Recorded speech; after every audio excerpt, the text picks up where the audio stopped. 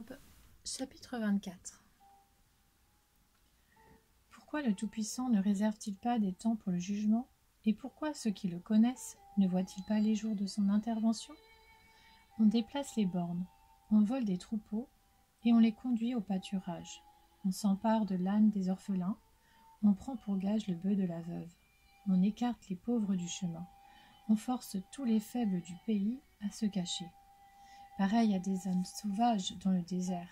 Ils doivent partir au travail dès l'aube pour chercher leur nourriture. Mais ils n'ont que des plaines arides pour trouver du pain à leurs enfants. Ils coupent le fourrage qui reste dans les champs. Ils grappillent dans la vigne du méchant. Ils passent la nuit tout nus, sans habits, sans protection contre le froid. Ils sont trempés par les fortes averses des montagnes et faute de refuge, ils se blottissent contre les rochers. On arrache l'orphelin à sa mère. On réclame des gages aux pauvres. Ils vont tout nus, sans habits. Ils doivent porter des gerbes tout en restant eux-mêmes affamés. Ils font de l'huile dans les domaines des riches. Ils écrasent le raisin au pressoir, et pourtant, ils restent assoiffés. De la ville montent les soupirs de la population. Les blessés appellent au secours. Et Dieu ne prête pas attention à ces actes écœurants. D'autres se révoltent contre la lumière. Ils ignorent ses voies. Il ne s'attache pas à ses sentiers. L'assassin se lève avec la lumière, il tue le malheureux et le pauvre, et pendant la nuit, il se mue en voleur. L'œil de l'homme adultère gâte le crépuscule. Personne ne me verra, se dit-il, et il met un voile sur son visage.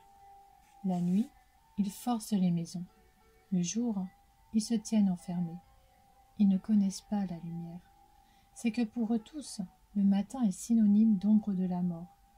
Ils n'ignorent pas les terreurs de l'ombre de la mort. Pourtant, d'après vous, le méchant serait tout léger à la surface de l'eau.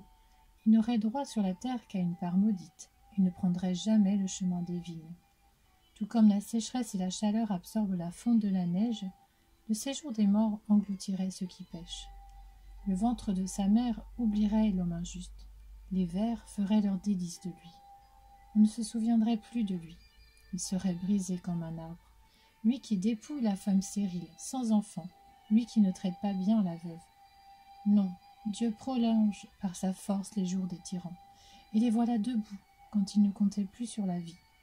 Il leur permet de vivre en sécurité, et ils en profitent, mais ils surveillent leur conduite. Ils se sont élevés quelque temps, mais ils ne sont plus là. Ils s'effondrent et sont fauchés comme tous les autres. Ils sont coupés comme la tête d'un épi. Si tel n'est pas le cas, qui pourra prouver que je mens et réduire à néant mes affirmations?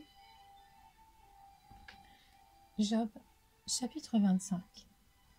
Bildad de Chouar prit la parole et dit: Dieu exerce la domination et la terreur. Il fait régner la paix dans les lieux célestes. Ses troupes sont innombrables. Sur qui sa lumière ne se lève-t-elle pas? Comment un homme pourrait-il être juste devant Dieu? Comment celui qui est né d'une femme pourrait-il être pur? Mais la lune n'est pas brillante, et les étoiles ne sont pas pures à ses yeux. Ce sera d'autant moins le cas de l'homme, ce ver de l'être humain, cette larve. Job, chapitre 26. Job prit la parole et dit: Comme tu sais bien venir en aide aux faibles, quel beau secours tu prêtes au bras qui n'a plus de force. Comme tu sais bien conseiller celui qui manque de sagesse, quel grand discernement tu fais apparaître. À qui s'adressent tes paroles, et qui est-ce qui t'inspire? Les défunts tremblent au-dessous de l'eau et des créatures qui l'habitent.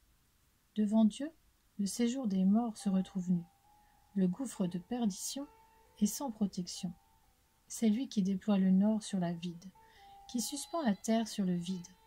Il enferme l'eau dans ses nuages sans qu'il se déchire sous son poids. Il recouvre son trône en déployant sa nuée sur lui. Il a tracé un cercle à la surface de l'eau, à la frontière entre la lumière et les ténèbres. Les piliers du ciel sont ébranlés, ils sont effarés quand il menace. Par sa force, il dompte la mer. Par son intelligence, il en brise l'orgueil. Son souffle donne au ciel la sérénité.